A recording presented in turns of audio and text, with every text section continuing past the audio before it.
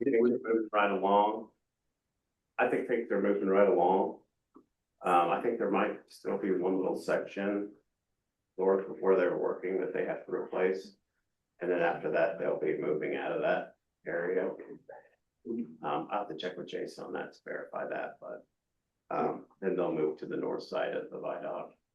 So that your estimated completion date, that includes the north, when it's all done, the north side of the viaduct also? Right. Okay.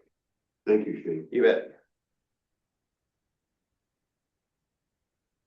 I did not have mine completed that early, did it today.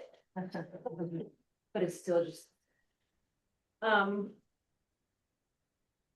so I think in my department, it's a little harder to list off a whole bunch of things, but.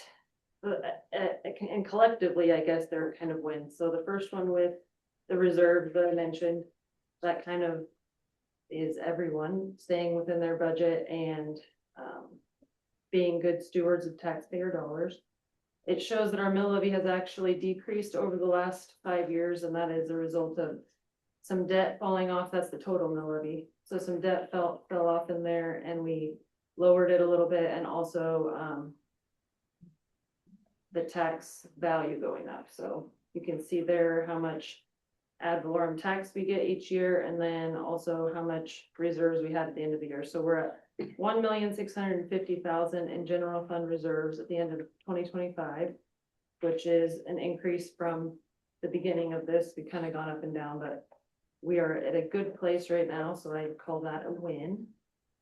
And then another accomplishment, I guess, is that our audit fees have always been under the contracted amount since the very beginning. In 2008, that was the only year that we ever paid the contracted amount. And that's due to preparation by the city staff ahead of time and working diligently with the auditors to complete it in a timely manner. And then I also included in there that our audit is March 11th this year, so it's on Amy's birthday. And then another accomplishment would be the partial repayment, early repayment of the Series 2017 wastewater treatment plant bonds, because that was a savings of about 129,000 in interest just to that fund directly. And then we also had changed the wording in that ordinance that is going to allow us to use that money for a sewer project in the future. It might be 5 years or so, but once we accumulate the additional dollars from that, we'll be able to do that. And we've had an issue with creating a big enough reserve in the water and sewer fund to be able to do that. So that's a win in finding another way to make it happen. And then looking ahead for a goal, I would like to try to clean up some of the small balances in the utility billing software. Every year, I mean, as I was getting my year-end stuff done, I was writing off, making an entry to reverse accounts receivable for pool fees that have been on there since a long time. But obviously those aren't going to be paid. They're just these small little balances, $6 or whatever. And so then it made me print from the system and find there's lots of little balances, less than $15. So cleaning that up is a goal. And then just continuing to do what we've done, which is quarterly reports and maintaining a healthy reserve. Any questions for me? Thanks.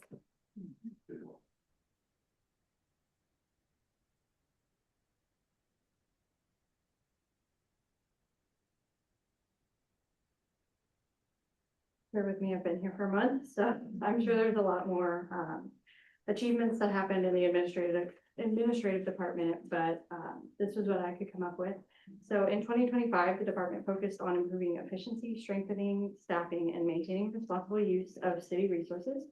One significant change was the transition away from contracted cleaning services. Administrative staff now handles all of the building cleaning responsibilities internally, which has resulted in cost savings for the city. Another important accomplishment was achieving full staffing within the department. Our final open position was filled on February 9th. This allowed us to improve workflow consistency and better support daily operations. The department also supported nuisance enforcement efforts throughout the year 2025. A total of 107 nuisance violations were issued and only 14 required city abatements. That reflected improvement, compliance, and proactive resolution by property owners. In addition, the city implemented a Christmas tree droplet program in 2025. This was to assist residents with overdue water bills during the holiday season. Through strong community participation and donations, approximately 81% of the outstanding balances identified through the program were paid. That's helped residents remain in good standing while demonstrating meaningful communities impact. Looking ahead to 2026, our focus will be strengthening operations and continuing professional development. So key goals include cross-training staff, just so each position has adequate coverage, attending municipal clerk training to further develop my knowledge and effectiveness in this role, and continuing to build familiarity with all aspects of the clerk position. We also plan to improve internal procedures, records, organization, and evaluate opportunities for additional efficiencies, and continue enhancing communication and responsiveness to residents in the commission.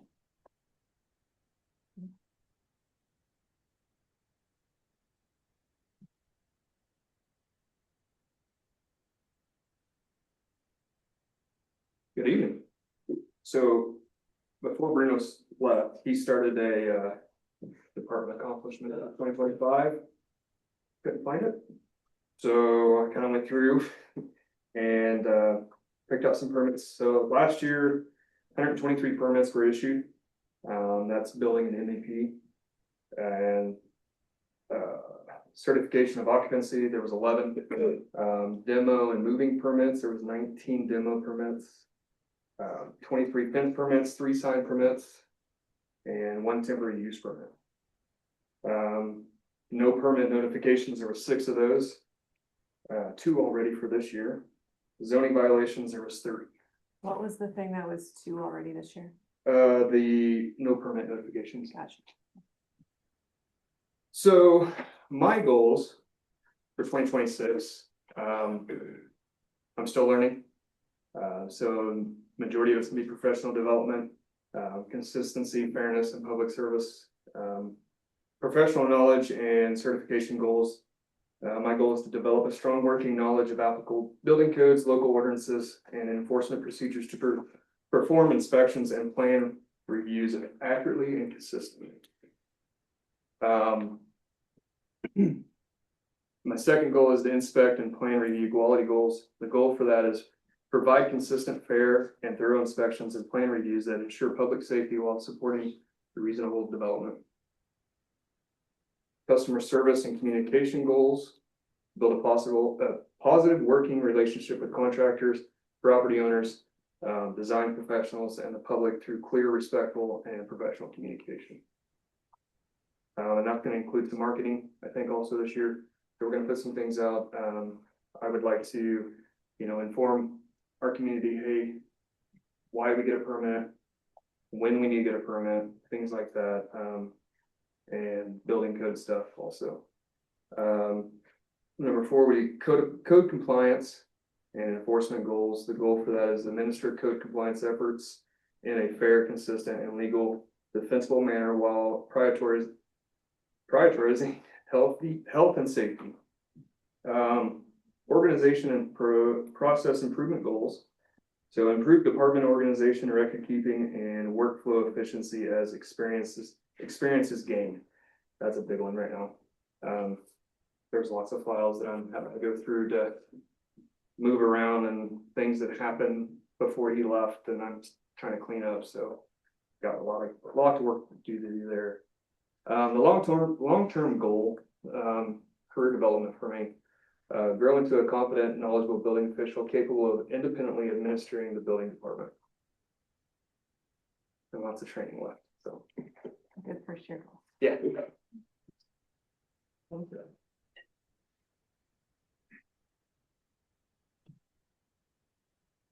In 2025, we replaced 808 water meters. That's $180,000 basically. We had 30 new service lines. We only had 7 main breaks. That's a good year. We flushed fire hydrants last spring, and we'll do it again. We flushed about 2 million gallons onto the ground. I hate doing that when we're under restrictions, so we'll probably shorten it up this year again. We replaced 5 of those fire hydrants. We find those when we flush, ones that need to be replaced. Let's see, we had 72 absent coliform bacteria samples. We take 6 a month and we're good on all of them. What's that mean? Coliform bacteria? Yeah. We take a sample every random places in town. It's set up into different zones, so the coliform bacteria is an indicator of worse bacteria like E. coli, that type of stuff. So if you don't have any coliform, you don't have any of the bad stuff. We replaced 3 well building roofs. We pumped over 250 million gallons of water. At the wastewater facility, we processed 144 million gallons of influent over the course of the year. The bioset, which makes our cake, we processed 3.4 million gallons of sludge. And I did some calculations, and that's basically 500,000 pounds of solids that came from town. So that's like a lot of cake. Somebody we love our discussions about cake. That's somebody came and got it all last year and yeah, we hauled for like 3 days. For farm or for something else? Well, it was, did I ever tell you where we took it? It was Wolhoff. Scott Wolhoff took it all, and he had donated a bunch of dirt to the hospital ground. Got it, Where, yeah. so he wanted to replace some of that. And I think he's still interested in the new stuff we've made this year already, so that's good that we have a place to go with it. Have you had anybody else? Once in a while, we have somebody call and ask, and they just never do anything about it. They don't come and get it. So is there someone? It seemed like there was a considerable amount of interest when we were getting ready to do that. You know, to. Yeah, I think people are more likely to take it if you'll deliver it to them. right. But then Yeah. you also have to get it into the condition of whatever you're gonna use it for, depending on if you're trying to grow something in it. And you guys actually come and looked at it and said it was too hot.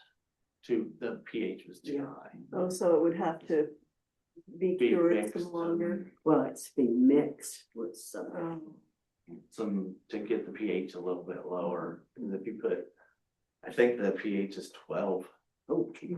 So if you put something 12 pH on, it'll just burn it up, kill it a lot of times.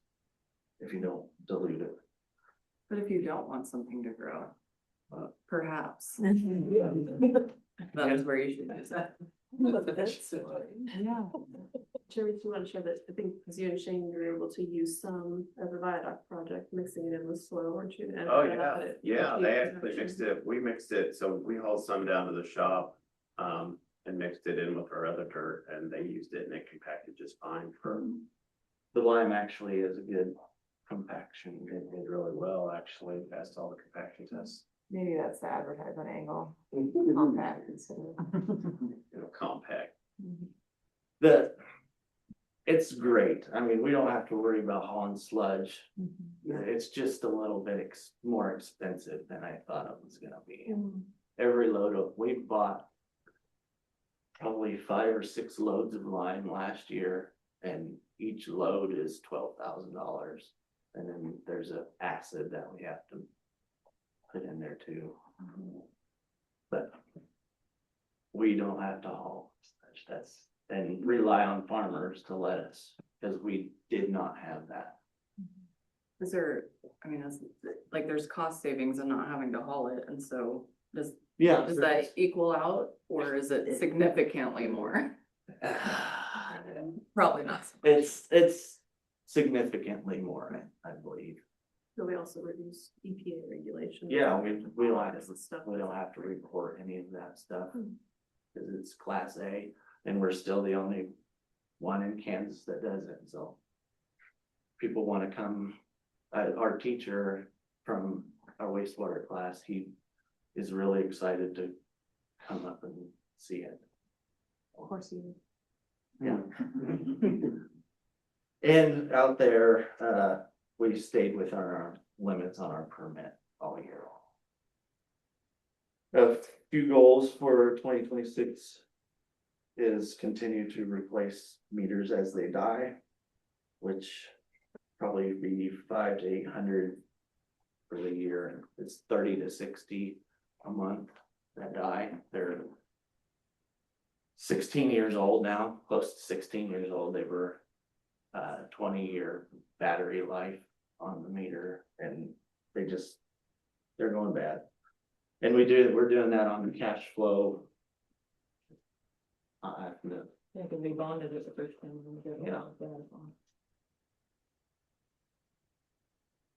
Replace 15 remaining known galvanized service lines that we know of. That has to do with our lead and copper rule. Replaced service lines on 7th Street from Matthew to Cloud to coincide with his street project coming up. Get new lines under their street so we don't ruin it right away. Replace 5 more hydrants. Replace 10 main valves to gain control in specific areas. We have a few places that we don't have good control on our big mains, so we'd like to get that under control. And there's also a little stretch of main that I would like to try to get done this year, possibly on cash type. It's on Washington from 6th to 5th in front of the blade. That's probably why your storm drain failed, is because we've had so many main breaks there over the years. So I'll take the blame. It's not the street. And that's not it. Any other questions? Did you guys replace the roofs on the well? No, So you did, okay. When you said, okay, I was like, wow, they even do roof replacement. Water. we probably could have, but Okay. the one was in dire need. There was a windstorm in the fall, tree blew over and poked holes up at Joel Park, actually, where those Oh, yeah. spruce trees are. So we got those done. Thank you. Hand out for you, and that's and stuff on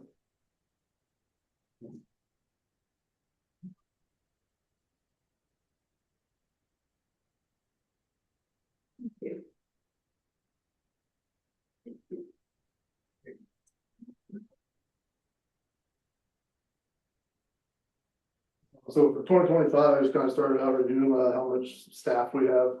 So we have 10 full-time people. I've been 8 to 5. We have 3 shifts that work 24-hour alternating shifts. Of those 3 shifts, or the 10 people, we had 4 paramedics, 5 AEMT, and then we had 1 open position. Since the end of this, we've actually got 2 more positions open now. We had 1 guy retire and 1 leave and go to another department.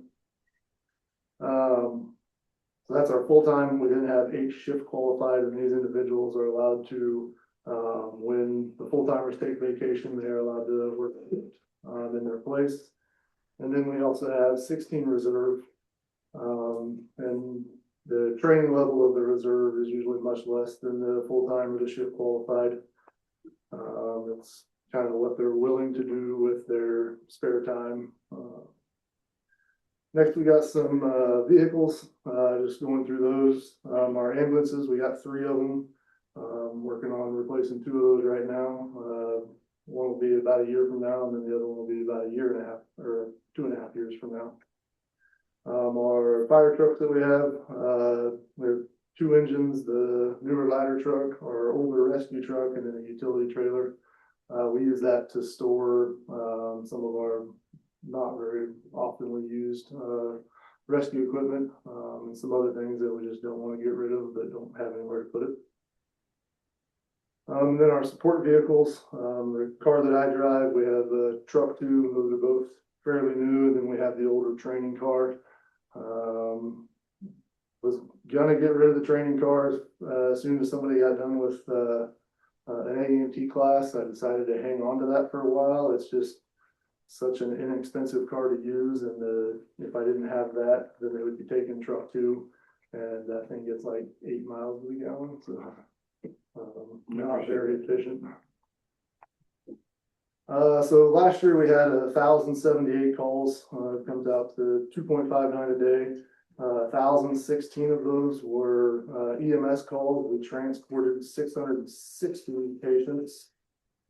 Of those 660, 187 were interfacility transfers, and those were all from our hospital to Salina, Wichita, Kansas City, somewhere else.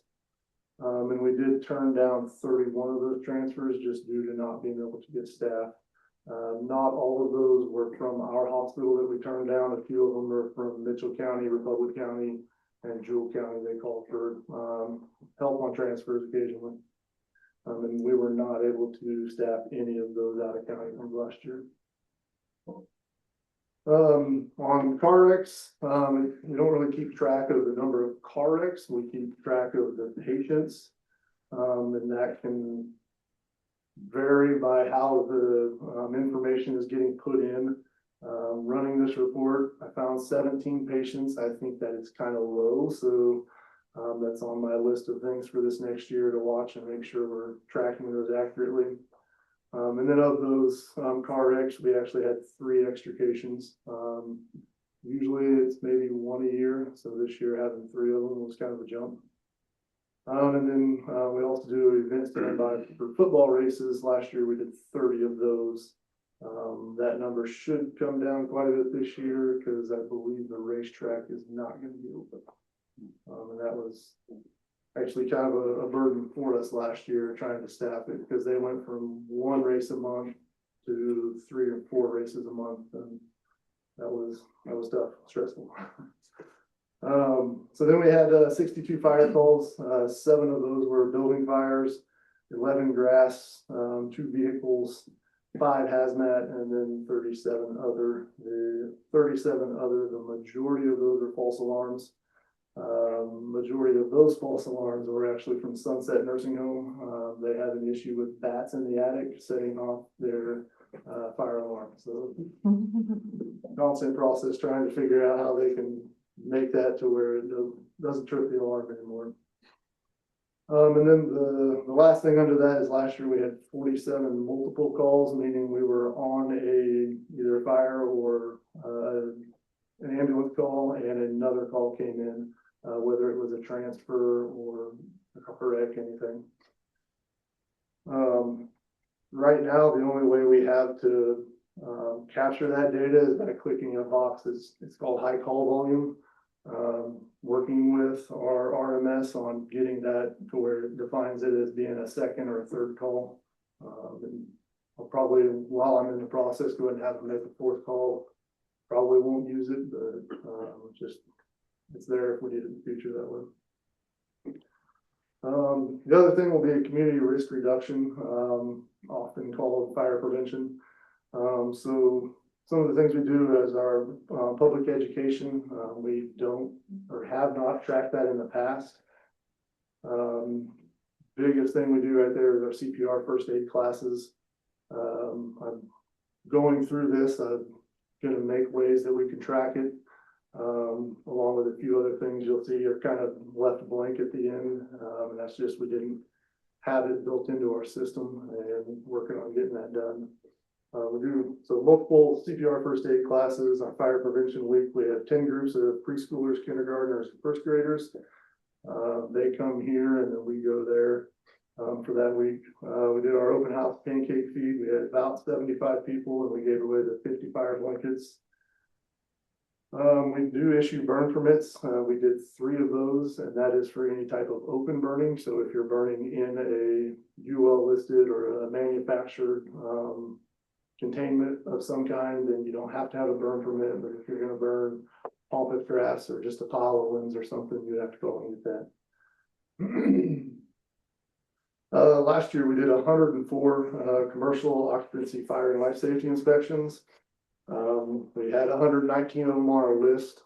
15 of them we did not get to, just because we would have something at that time, and then we wouldn't have time to get back to it, get it rescheduled to get in there. Home safety inspections, we would do them. We don't track them. I don't believe we had any last year requested for that.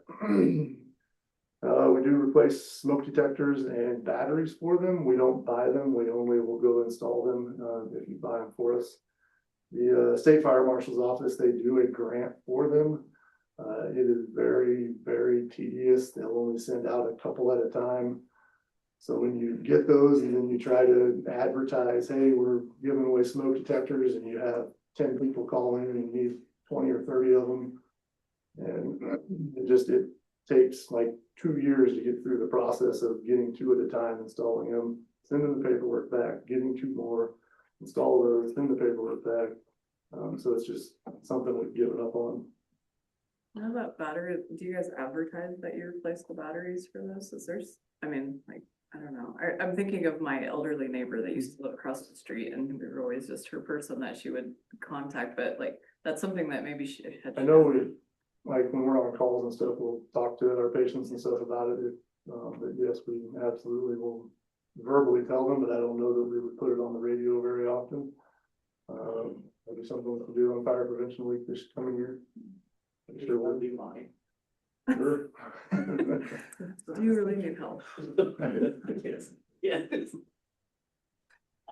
I'd have hidden mine down here. I can't stand it. I'm so free.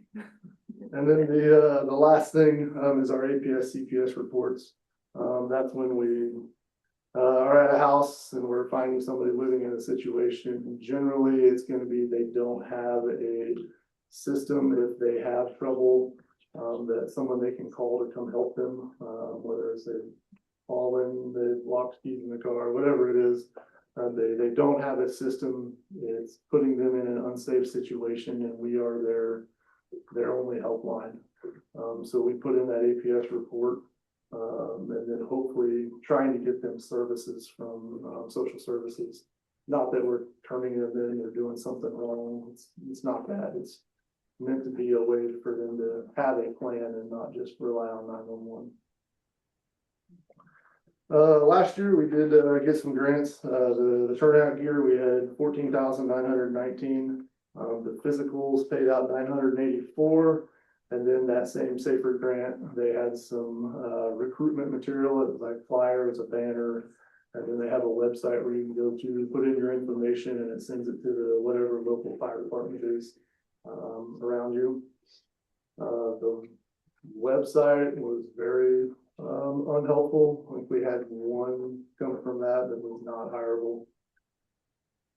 So see what maybe this year we'll get a little better. The traveling wall, they had a $25,000 donation. Some of it went to us, some of that went to our fire departments within the county. The Hutchinson Community College donated a compressor. We had to do about $8,000 in maintenance on it, but it was about a $35,000 value. And all that maintenance came from the traveling wall donation. And then Concordia Technologies donated a saw. It's kind of like a chainsaw, but it has a big blade on it, and we can use it to cut through concrete, steel, anything. And then Harbor Freight, $500. It's something you can do every year. Submit an application, they send you gift cards, and you can go buy stuff from their store with those gift cards, tools, things like that. Last year we bought 2 generators with it. So some accomplishments from last year. We started a digital paging system through our cell phones. It isn't perfect, but it's, meant to be a very helpful item so that we're not having to buy pagers. Those can be around $1,000 a piece, these days, when we're already carrying a cell phone. Saves a lot of money there, and then we're not relying on radios being carried around all day long, that break and are the same $1,000 device that, we don't want to have to replace. We spec'd out and ordered 2 ambulances, the division of the Milton EMS district, it's something we're almost done with. We updated our extrication tool from 1970s to 2016 models. And then we had a firefighter 1 class. We had 8 students in that. The class total had about 30. And most of those were just from around, whether it's District 4, there were a few out of Republic County, just from around the area. Going forward, to kind of judge the health of the fire department, our year-to-year performance metrics. So recruitment and retention, making sure we've got new people coming in that are staying. We want to make sure we have at least 2 people at their 1-year anniversary and 1 person at their 5-year anniversary. We will hit that this year. Our training, so this would be our in-house fire training. I started every other month, second Saturday, an additional 4 hours of training, so that will put us up to 30 hours a year. And my goal was to have 75% full-time, 75% shift qualified, and 50% of our reserve making it to all those trainings. And then our department meeting attendance being at 75%. Those at this time don't have a way, especially for the whole year, to track, and that's why there's no numbers at the end of that right now, but we'll have something next year. I also want to make sure that our department EMS certification is staying 75% EMT or higher. Right now we're at 59. I do have an EMT class going with 4 people in it, so that will help out a lot there. And then 50% of our department being AEMT or higher, and we're right at that 50%. On the fire side, maintaining 75% with a fire 1 or higher, we're at 43, 50% of the department driver operator. Right now we're only at 10%. 100% of our full-time staff having fire 2 and driver operator, currently at 28. We do have both of those classes scheduled for this year. 100% of our officers having fire officer 1 in command and control of incident operations. That's a class that you go to the National Fire Academy. And it's just a very in-depth class on how to use the incident command structure, and not just how to use it, but actually utilizing it in drills that they can do there. For our call response, looking to hit 90% acceptance rate on our inter-facility transfers. Last year we were about 85. Our paged in route time, we want to 85% of the time be at less than 2 minutes. This year we were at 83, and that has to do with second EMS calls. We're not staffed, we have to have people come in, and that's what pulls that average way down, moves it way up. And then our inter-facility transport average page to on-scene time, that's us arriving at the hospital. We want it to be less than 40 minutes, and this year we were at 25. Some goals for 2026. We're going to complete our Fire 1 cert for all of our shift qualified. We have 3 people that still don't have that certification. Complete Firefighter 2 for all of our full-time. We have 2 people left there. Driver operator for all the full-time and shift qualified. AFG grant award for our SCBA equipment. That stuff is at 16 years old now. Through the AFG, we can get an 80-20 match, or an 80% grant, 20% match. And that'll be a total ticket of around $300,000 worth of equipment. Hoping to use some secondary grants to help cover the about 60,000 portion. Those secondary grants, hoping those work out so that I can give our old equipment to the surrounding rural departments, so that we would then all have the same equipment. It would help a lot if we did, and we didn't have to try and make sure we were using specific equipment, we can switch them. We're gonna be, building a skid unit for our truck too. We've actually already ordered the pump and the tank. Instead of buying a skid unit, it would be about $12,000, was the lowest, bid I had. We can build one for $3,000, $3,500, and then we're able to utilize that truck to help, our rural departments with grass fires around the county. And then the last thing is to be fully staffed. Until we get through the CMT class, I've got a couple people in there that are interested in being full-time. It'll be a little stressful for some of the guys, over the next few months, so we'll get there. Any questions? Very good. Sure.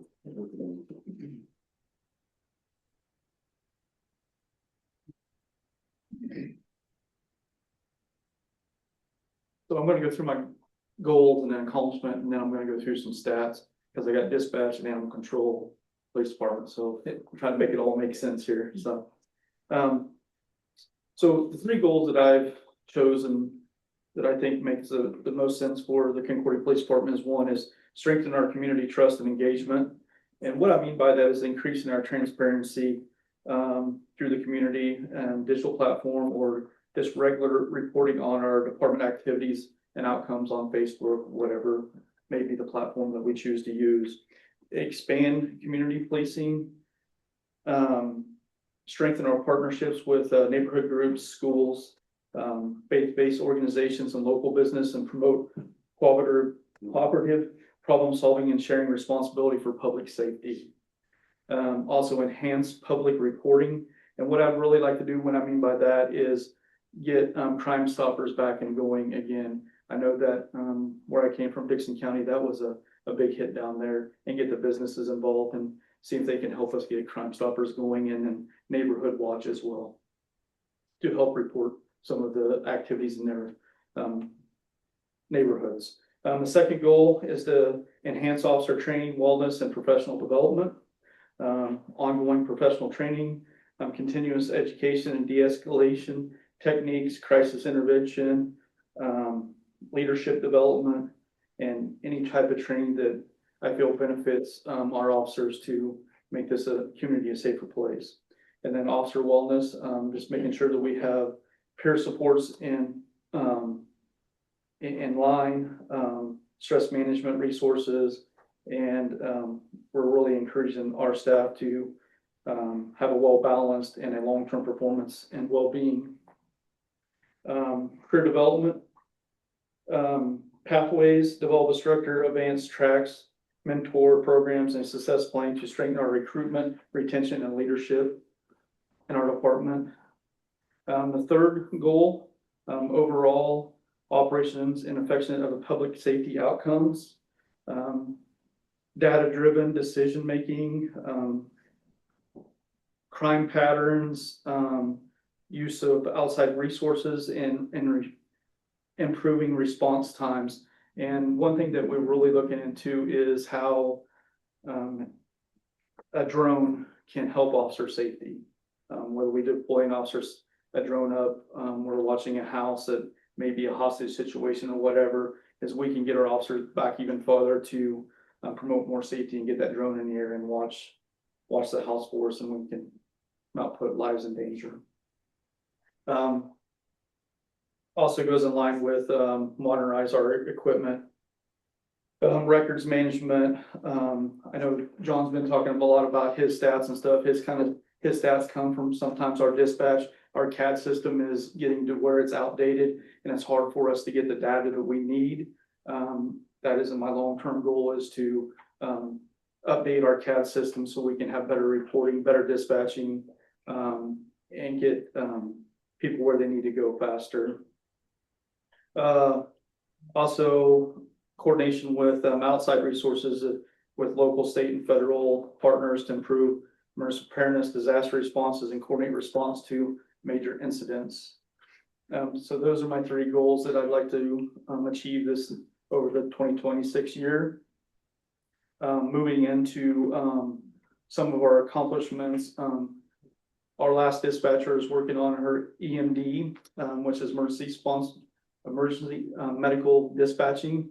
That is, they are certified now to stay on the line to help give CPR or whatever it may be if they're bit by a snake. They have a book now that walks them through and gives the caller on how they're supposed to help maybe save someone's life, whether it be, put a tourniquet on, give CPR until EMS or first responder can get on scene.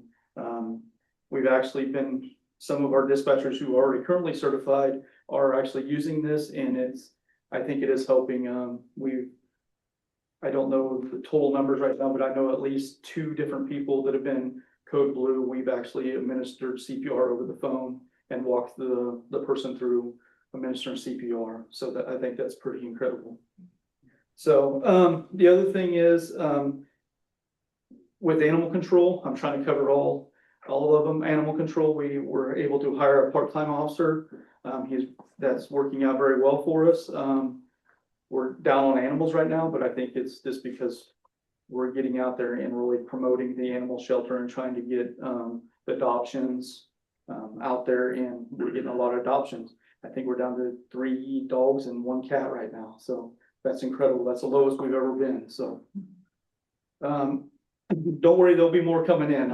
I'm not worried. There's always a abundance of animals. But the other thing is one of the most significant accomplishments in 2025 was the unwavering dedication, professionalism, and demonstration by every member of the Concordia Police Department during the staff challenges.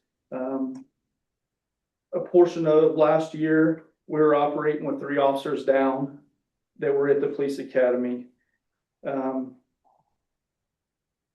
By this reduced staff, our personnel maintained high standards and service in response to our community engagements. Their commitment ensured that public safety services remained consistent and dependable. The teamwork showed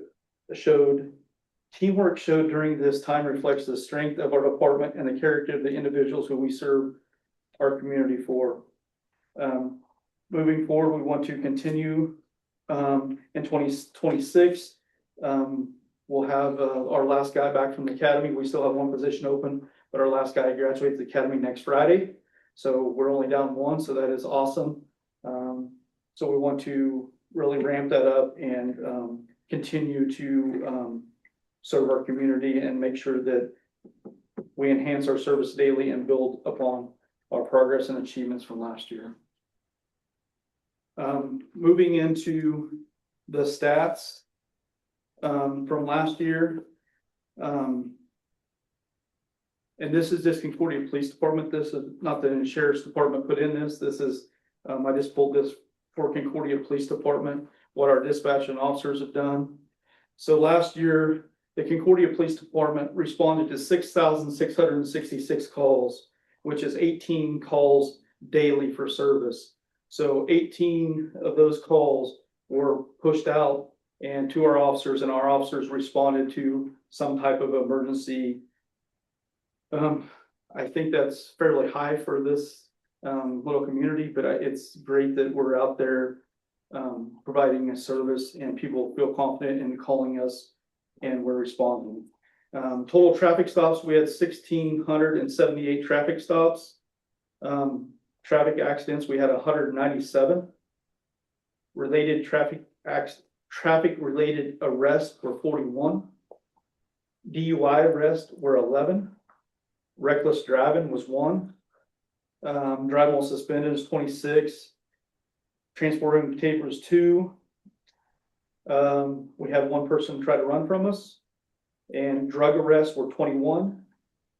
Sex offenses, which is and also child needed care, we had 53. Domestics, we had 27. 65 thefts. Warrant arrest 35. Disorderly conduct was trespassing or interference with law enforcement 27. And we dealt with 128 mental people last year. And this informational reports it doesn't meet the criteria of a criminal activity, but it's just a report in case it would ever achieve, or I want to say achieve, would ever reach criminal activity. 492, and we did 142 welfare checks, and we had 2 attempted homicides. So I feel we were pretty busy last year, especially being 3 officers down, almost four, because we didn't have one hired, but, so 4 officers down, that's, 18 calls of service per day. Good. More calls than we even have citizens in this community. Yes, That's more than 1 per person yes, from everyone. yes. Say it had more than one. I should have none. Sorry, I got switch brakes. As far as dispatch, so the 6,660 calls this to the police department, I am not for sure what the sheriff's department did, I would say equal to or less. So dispatch probably dispatched over 12,000 calls last year. And keep in mind that they also answered 42,200 phone calls. So dispatch is busy. It's they do a great job. They're every day it seems like they're learning. We're pushing them to get more and more advanced. We want to get the CAD system more advanced so we can keep a track on our officers a lot better, and not because we don't get them in trouble or anything. We want to make sure that they're safe, and that goes with the sheriff's department as well. Is our new CAD system we're looking at basically has GPS on them. We can see them anywhere in town or anywhere in the county, just because of the crimes that we deal with. So we'll move on to the animal shelter. So we took 539 animal complaints this year. We impound 37 dogs, 85 cats, for a total of 300. I'm sorry. And then cases that we worked, whether it be animal cruelty or some type of case through the animal shelter, was 340. Excuse me. We adopted 29 dogs, 29 cats. Dogs and cats set to rescue, which whether they were borderline adoptable or whatever, went to either Manhattan or Clay Center, was 46, and then owners claimed 15 of them. We had to euthanize 5 of them, whether that be because 4 of them were aggressive, sorry, and 1 of them was very, very sick. 3 cats had to be euthanized because they were sick. Animal control worked 8 dog bites, 5 cat bites, and wildlife calls, which would mean deer, possums, raccoons, or whatever. Animal control responded to 35 of those wildlife calls. Deceased animals that we picked up off the roadway, whether it be a squirrel ran over or whatever, was 44. And we set 24 traps at different locations this year. All for what animal? Just asking.